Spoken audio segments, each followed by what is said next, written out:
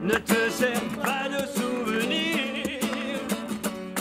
Ouais, joue pas ton rock'n'roll pour moi.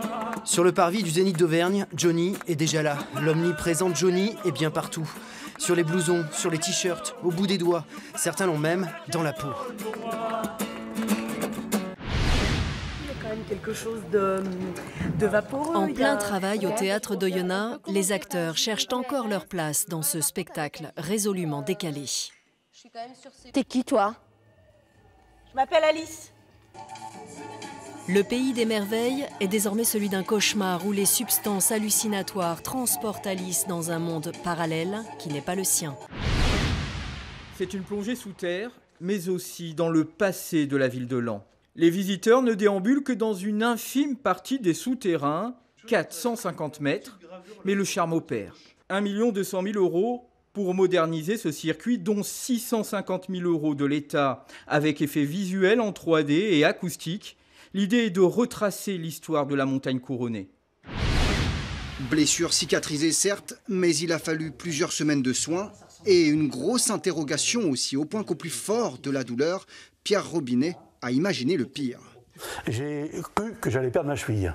Pas une piqûre, non, mais bien une morsure. Voici l'araignée violon, présente depuis peu en région parisienne. Une morsure, et les conséquences peuvent être graves. La Toussaint, bientôt, un moment où l'on pense à nos défunts. Nos enfants aussi y pensent. Mais comment leur parler de la mort? Sarah Paquentin s'est penchée sur la question. Elle a écrit un album avec des pages à remplir de souvenirs du disparu, un outil pour leur permettre d'intégrer ce moment. Ce livre a presque 300 ans. Morgane l'a sauvé alors que la bibliothèque qui le possédait voulait s'en débarrasser.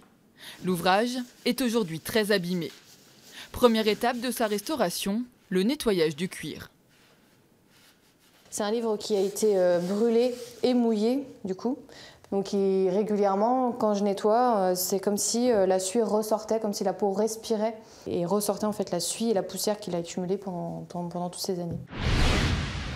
La deuxième quinzaine d'octobre est toujours la quinzaine la plus délicate pour cette entreprise familiale. Sur 60 hectares, ils produisent 2000 tonnes de courges, un vrai casse-tête pour les commandes. Le mois d'octobre, il est doublé par rapport aux autres mois. Et ce qu'on s'aperçoit aussi, c'est que de mois d'octobre d'année en année, il y a toujours une augmentation. Et chaque fois, on est surpris par l'augmentation qu'il y a de ce mois-ci.